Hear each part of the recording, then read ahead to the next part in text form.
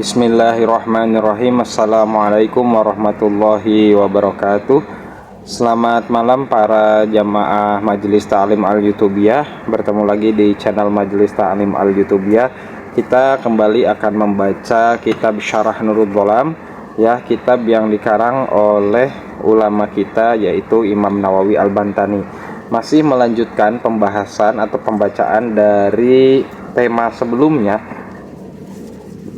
Di kitab ini, pada video beberapa waktu lalu, kita masih membahas tentang Isra Mi'raj, ya, yang mana Nabi kita Muhammad SAW melakukan perjalanan dari Makkah ke Masjidil Aqsa, kemudian dilanjutkan ke Sidratul Muntaha dalam kurun waktu kurang dari 4 jam. Nah, sebelum saya melanjutkan pembahasan kali ini, buat kalian yang belum subscribe channel ini, silahkan diklik dulu tombol subscribe-nya dan jangan lupa nyalakan loncengnya dan ditonton sampai habis supaya kalian mendapatkan manfaat yang penuh, juga like, share, dan komennya. Baik, nah pada kesempatan kali ini saya mau mengingatkan lagi bahwa pada video sebelumnya itu diceritakan Nabi Muhammad menjadi imam para nabi dan rasul di Masjidil Aqsa ketika melakukan Isra, dan dikatakan bahwa para nabi dan rasul itu hadir dengan badannya dan ruhnya, artinya sesungguhnya mereka itu tidak meninggal dunia, ya, tidak seperti yang kita bayangkan, mungkin seperti itulah, ya. Wallahu a'lam bishawab. Karena dalam ayat Al-Qur'an juga ada, ya, yang menjelaskan bahwa para syuhada itu tidak meninggal, mereka hidup di sisi Allah. Oke, kita lanjutkan lagi.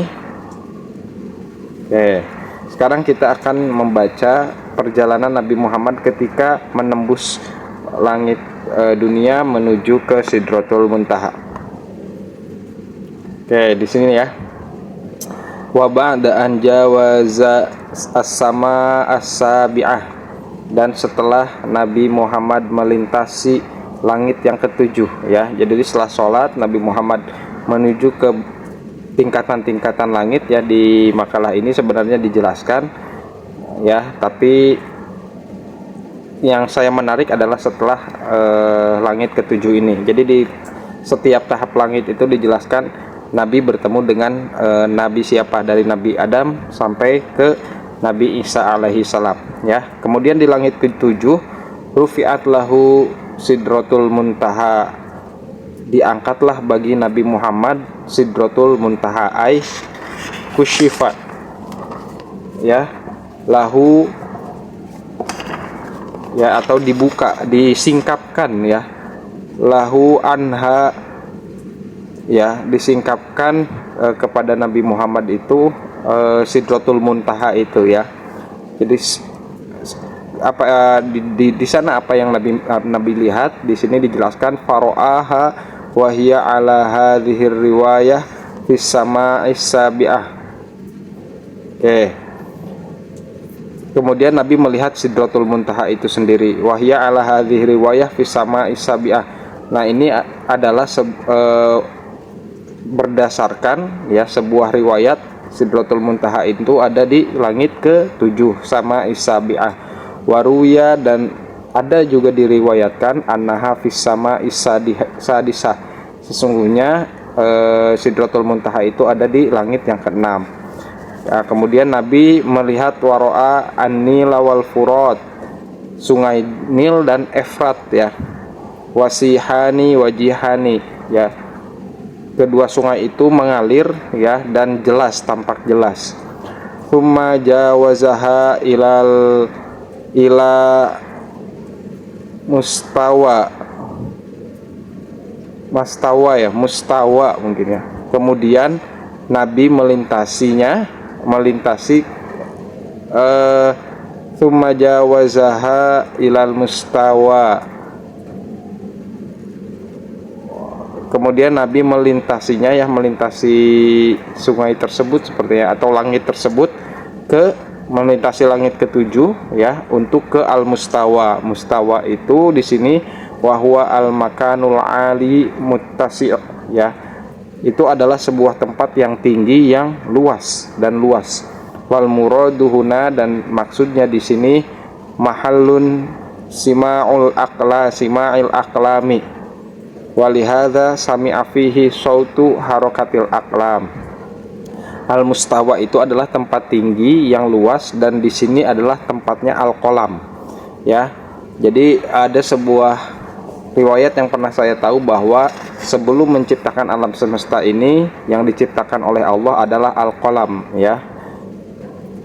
Al aqlam, sima'ul aqlam, walihada sami'a fihi sautu harokatil aqlam. Dan di tempat ini, ya, di al mustawa itu Nabi mendengar suara bergeraknya al aqlam, kolam-kolam, ya, penanya Allah, bi'udhunaihi, dengan kedua telinganya. Wala ya'lamu kaifiyatiha, dan tidak ada yang tahu bagaimana Nabi mendengar itu, gitu ya, atau bagaimana proses itu terjadi, illallah ta'ala, kecuali Allah subhanahu wa ta'ala. Wa kadza kaifiyati, dan juga cara, ya, bagaimananya jironiha alal maktub, Nabi berjalan, atau ya berjalan di al maktub, ya, suatu tempat catatan kurang lebih, ya. Mungkin ini di tempat dicatatnya takdir para makhluk, mungkin begitu, ya. Fawaqafa Jibril, dan di al maktub ini kemudian Jibril berhenti. Walam yasirru ma'ahu, dan Jibril berhenti, fawaqafa Jibril, maka Jibril berhenti dan tidak berjalan bersama Nabi Muhammad, tidak melanjutkan perjalanan. Tsumma zajabihi fin nuri, kemudian Jibril lari, ya, dari Nabi Muhammad dalam bentuk cahaya. Fakhoroqo, kemudian melubangi sab'ina alfan, 70.000 hijab penghalang, min nurin masiratin kul, min nur, yang hijab itu dari cahaya juga. Masiratu kullah hijabin, jarak tempuh setiap hijabnya itu, yang 70.000 tadi itu adalah sumiatin, 500 amin tahun. Jadi jarak antar hijabnya saja itu 500 tahun, dikalikan 70.000 hijab, gitu ya. Nah, Nabi Muhammad atau Jibril meninggalkan Nabi Muhammad dengan cara melewati hijab-hijab itu, gitu ya. Kurang lebih seperti itu. Fafi riwayatin, dan dalam sebuah riwayat, annahu sallallahu alaihi wasallam, sesungguhnya Nabi Muhammad sallallahu alaihi wasallam, qala li Jibril, berkata kepada Jibril, lima ta'akhkhara fil maqami, kenapa engkau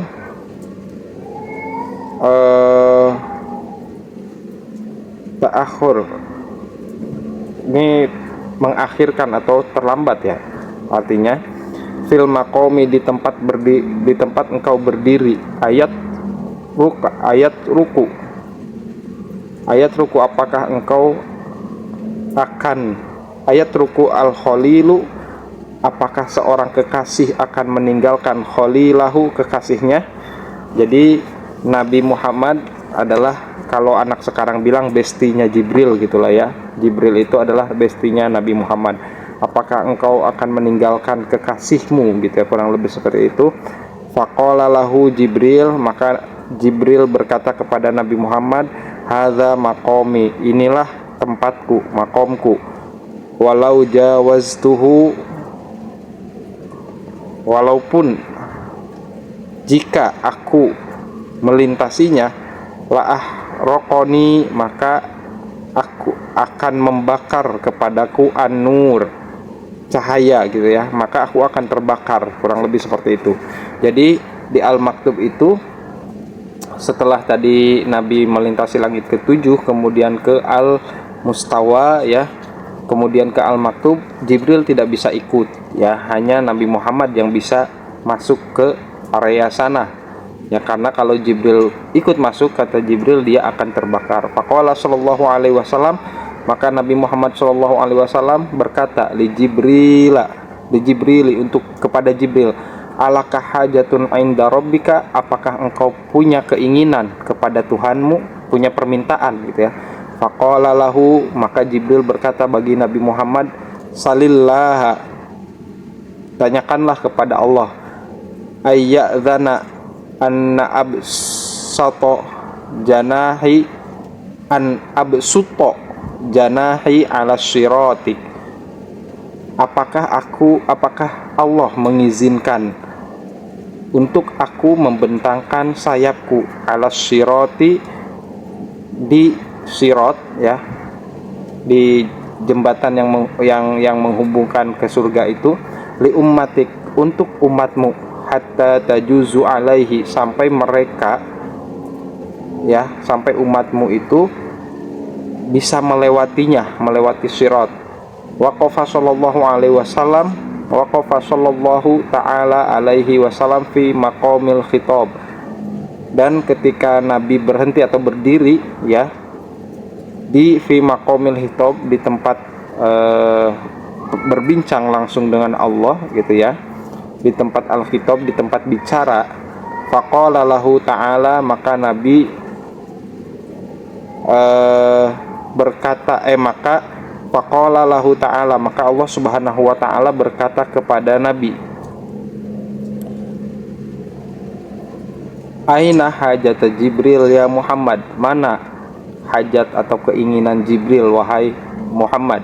Faqala ya Rabbi anta a'lam, maka Nabi Muhammad menjawab, wahai Tuhanku, engkau lebih tahu. Faqala qad ujibtuhu, aku telah menjawabnya, aku telah mengabulkannya. Waliman ahabbaka, dan bagi siapapun yang mencintai kamu. Wasohibaka, dan siapapun yang menemani kamu. Masya Allah ya. Jadi salah satu perbincangan Nabi Muhammad dengan Allah Subhanahu wa ta'ala ketika sudah sampai di arsy-Nya Allah adalah menyampaikan keinginan Jibril yang ingin membentangkan sayapnya di atas sirat untuk umat Nabi Muhammad, supaya umat Nabi Muhammad bisa melintasi sirat tersebut, dan itu sudah dikabulkan oleh Allah Subhanahu wa ta'ala. Artinya siapapun yang mencintai Nabi Muhammad dan menemani beliau, Allah permudah segala urusannya hingga urusan di akhirat kelak. Semoga kita mendapatkan syafaatnya, dan semoga apa yang saya baca bisa memberikan manfaat. Mohon maaf jika terdapat kesalahan. Wallahul muwaffiq ila aqwamit thoriq. Wassalamualaikum warahmatullahi wabarakatuh.